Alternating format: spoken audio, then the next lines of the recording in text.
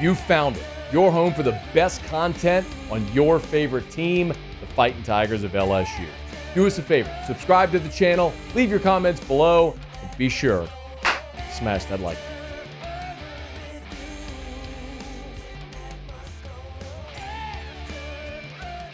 So LSU heads to Texas A&M, and one of the matchups that both coaches and a lot of analysts are going to focus on is a good-on-good matchup with the Texas A&M defensive front and the LSU offensive line.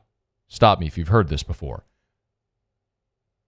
Well, Mike Elko talked about that matchup in a way that, despite the fact that almost everybody LSU plays talks about that matchup, a defensive front against LSU's offensive line, Mike Elko talked about it in a way that had a little more color than anybody else had up to this point.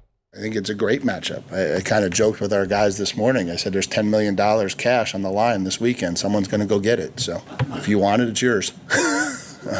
But yeah, no, it'll be a great matchup. It'll be a lot of fun. I think that's what happens in these types of games, right? You see these high-level players on both sides of the ball for both programs that get a chance to go up and go head-to-head against each other. And so, that's certainly one. And, I think our running backs against their linebackers is another. Their wideouts. There's a lot of those types of matchups when you look at the game. $10 million on the line. Well, when you look at a guy like Will Campbell, who is in everybody's top 10 in this upcoming draft. Emory Jones, who's sort of it depends on the mock draft you look at, a borderline first-round pick. You could certainly look at guys like Nick Scorton, Shamar Turner, guys who very well could hear their name called not only in round one, but early in round one. Nick Scorton, I'm looking at this mock draft from CBS Sports.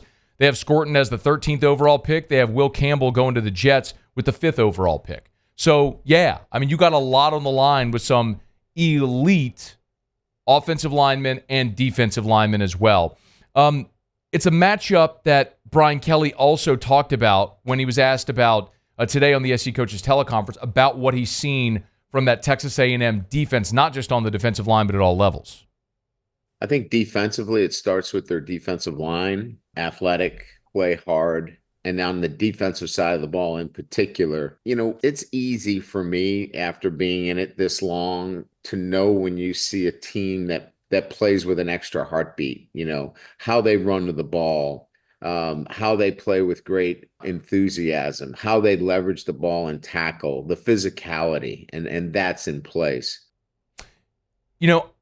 I have a ton of respect for Mike Elko as a defensive coach. Look, this is an angle that a lot of people have talked about this week as well. Of course, Elko was Brian Kelly's defensive coordinator at Notre Dame. Left to go be the defensive coordinator at A&M. They got the head coaching job at Duke. Now is back at A&M as the head coach, as you well know. But these two guys know each other well. And Elko has done a great job as a DC when he was at A&M, when he was at Notre Dame. Did a great job as head coach at Duke, got this job. And he's got players now, unlike he's ever had before, when you talk about guys like Shamar Turner and Nick Scorton and York and Brooks and Lee and Williams and Ratcliffe and all those guys on the defensive side of the ball. They're really good defensively for A&M.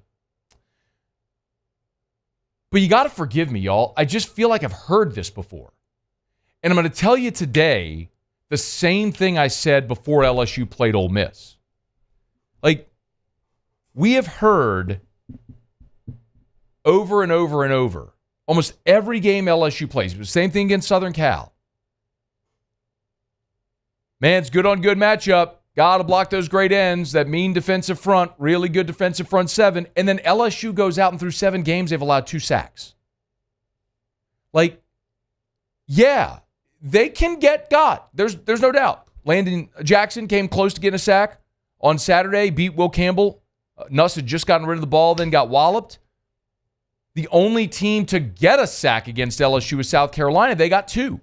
And all that week leading up to the South Carolina game, it was all about Kennard and Stewart, those great defensive ends, not to even mention guys like Tonka Hemingway on the interior of that South Carolina defensive front. And they caused some problems. They did, no doubt.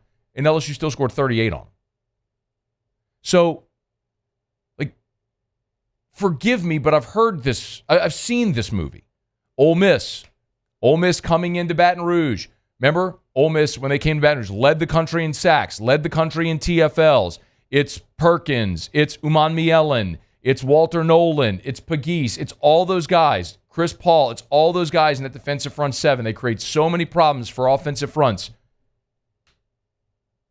Game went to overtime. Ole Miss had no sacks and 2.5 TFLs.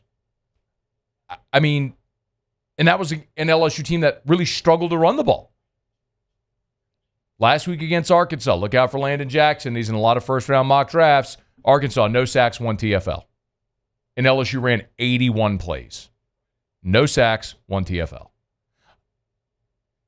Again, I'm not saying they're invincible. I'm not saying there's no way A&M gets home against LSU's offensive line. Maybe they do. But if you do, you're going to have earned it. Because at this point, what LSU's offensive line has earned is the benefit of the doubt. Because this isn't just a 4 or 5 or 6 game sample that we're drawing these conclusions from.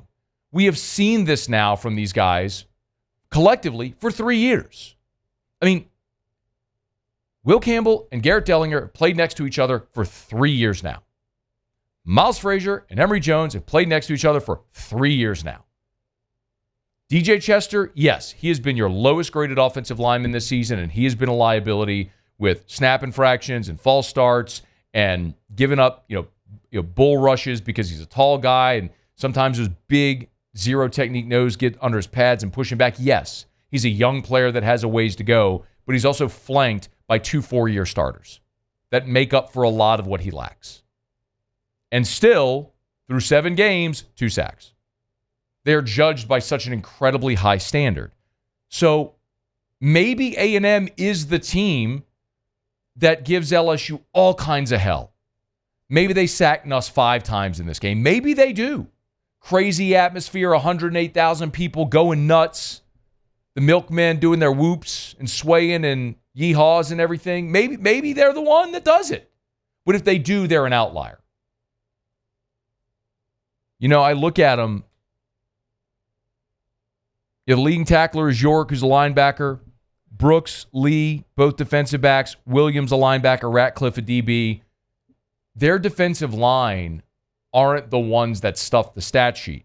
Their defensive line, similar to LSU, free up the linebackers in the secondary to make the plays. Now, Nick Scorton is a guy we just said is in everybody's first-round mock draft. On the season, Scorton's got 19 tackles, 4.5 sacks, and 11 TFLs. That's really good through 7 games. Now, Braden Swinson's outpacing him. But if Scorton's 4.5 sacks, 3.5 of the 4.5, and 6.5 of his TFLs came in 2 games against Arkansas and Missouri. He got off against Arkansas. Sometimes that happens.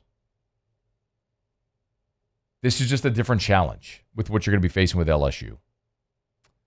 And the other thing I'll point out as well, man, I know when we talk about a big physical active defensive front like A&M has, very similar to what you saw against Ole Miss. Like you could argue A&M's defensive front is better than Ole Miss's. I mean, you might be splitting hairs here. I mean, it's close, but you got first round and NFL talent in both defensive front sevens. I don't think LSU's got a ton of first-round talent in their front seven. I think Whit Weeks certainly has the potential to be when his draft day comes. Braden Swinson looks like an NFL player for sure. We talked about this earlier in the week, y'all. LSU's run defense, which has been much maligned. LSU's run defense right now is 33rd in the country. You just faced an Arkansas team that averaged, coming into that game, 199 rush yards a game, and your run defense held them to 38 yards on the ground. Texas A&M's run defense, with all those great NFL players that are lauded and the high ceiling and everything. Remember I told you LSU's 33rd nationally in run defense? A&M's 36.